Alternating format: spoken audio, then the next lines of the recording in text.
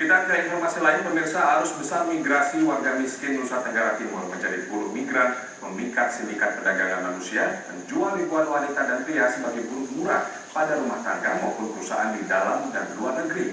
Ratusan miliar rupiah berputar dalam jaringan sindikat ini, melibatkan oknum dari berbagai instansi. Bagaimana sindikat ini beroperasi? Isan DB, warga Apren, Kecamatan Amarasi Timur, SM, warga desa Oela Timur, Kecamatan Kupang Timur, Kabupaten Kupang, dan MB, warga Kabupaten Timur Tengah Utara, membuat tercengang.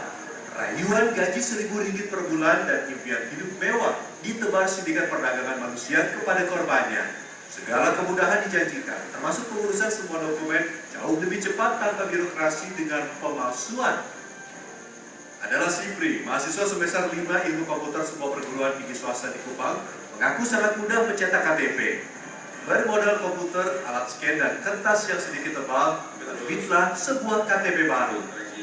Ia menerbitkan KTP palsu untuk Andre alias Rodi, anak buah oknum petugas aviation security Bandara Eltari Kupang, dan kepala cabang PT Cut Sari Asi milik Bunda Sari asal Medan. Caranya ini SMS nama data itu kan semua dari Doni. Kemudian tinggal saya ke komputer, tinggal mesin saja ikut petunjuk dari Doni. Ia mengaku hanya membuat KTP palsu untuk digunakan bagi kelancaran penerbangan domestik. Modus ini mengungkap cara sindikat memasukkan dokumen CTKI dari surat pemandian atau baptis, kartu keluarga, KTP, hingga paspor. Hasil scan lalu disempurnakan dengan menggunakan program editing. Hasilnya terlihat sangat mirip KTP asli. Selama proses ini, pelaku tidak pernah bertemu para pemohon KTP. Seluruh data pemilik KTP diperoleh dari petugas lapangan yang dikirimkan lewat handphone. Sistem kuno, namun efektif. Terbukti, modus ini sukses menerbitkan paspor di imigrasi kelas 1 Kupang pertengahan tahun 2015 silam. Kasus Kupang dan Medan bisa menjadi pintu masuk untuk membuka kasus perdagangan manusia di Indonesia. Mabes Polri seharusnya jangan hanya diam dan menonton ketidakadilan. Rudi Soek, mantan Satgas Anti Trafficking Polda NTT, menemukan bukti kuat pemalsuan dokumen dalam kasus dengan tersangka utama TS. Anehnya, meski sudah ditetapkan sebagai tersangka dan dimasukkan dalam daftar pencarian orang, hingga kini foto tersangka tidak pernah disebarluaskan ke publik. Orang-orang yang saya sebutkan, yang ketangkap sekarang ini orang-orang yang jadi tersangka di bawah ini, orang-orang yang betul ada kaitan dengan kasus yang saya sebutkan.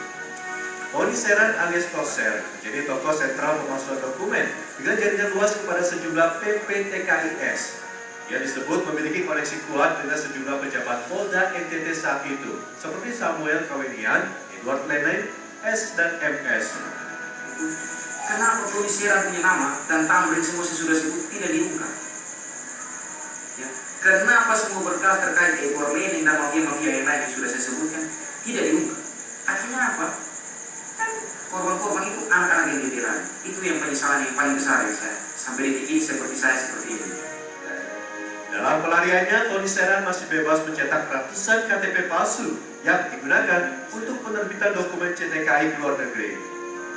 Mengikuti persyaratan usia, karena di sini kita sudah sama-sama tahu korbannya rata-rata usianya 16 tahun, ya kan? 16 tahun, ada yang 17, ya bahkan ada 14, dipalsukan oleh mereka dokumennya. Edi Moa, terpidana human trafficking, mengaku jika Tony Seran memperoleh belangko KTP, kartu keluarga dari oknum di Dinas Nakertrans Kabupaten Belu.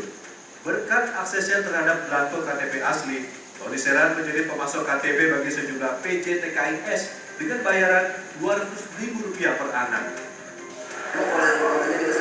Tapi seperti modal saya kalau itu satu hari dari semua saya jadi pertanyaan itu tapi oknum saya tidak tahu.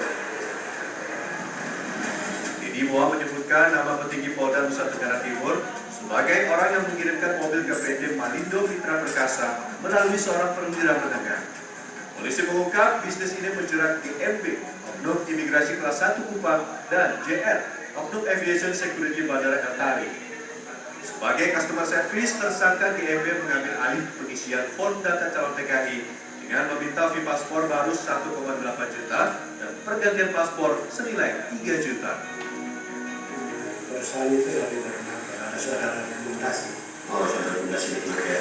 Kalau Terus itu mau apa? Ambil formulir. Nanti yang isi siapa?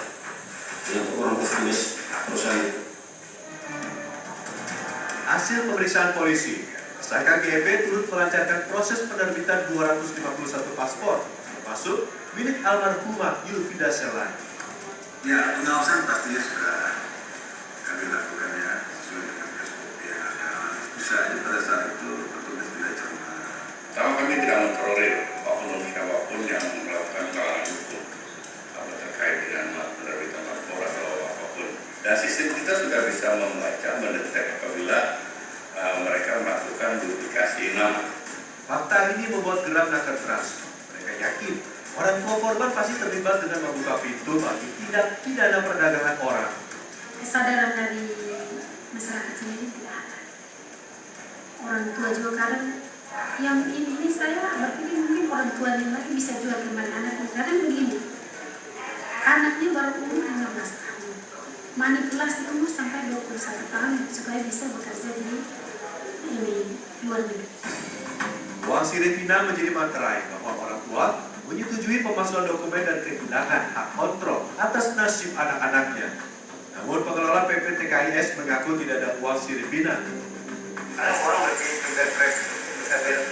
berpersepsi bahwa uang Filipina ini hasil penjualan manusia atau apa. Salah, itu keliru.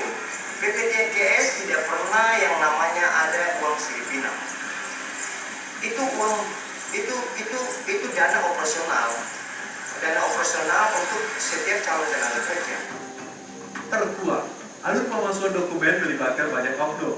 Bahkan temuan terkini kepolisian, modus perdagangan orang pun dilakukan dengan memanfaatkan journey permit. Journey permit yang di situ single entry ya, dan mereka tidak bisa ke negara apapun, cuma Malaysia aja. Ya, kemudian setelah dia itu dapat untuk tinggal sementara, baru nanti agen di sana diurus visa kerjanya. Hingga kini, polisi telah memberkas 30 dari 70 tersangka TPPO. 3 diantaranya John Padi, Joseph Menek, dan Supriyadi Sinlalwe, staf pada PT Khalifah Firdaus Aulia, pengirim almarhumah Novina Abu, yang telah diputus bersalah oleh Pengadilan Negeri Kepha Menado, Timur Tengah Utara. Fakta-fakta yang terkuak membuka titik lemah sistem pemerintahan di berbagai lapisan, terutama lemahnya sistem pendataan penduduk yang tidak terintegrasi. Kita beralih ke informasi lainnya, pemirsa. Kapolri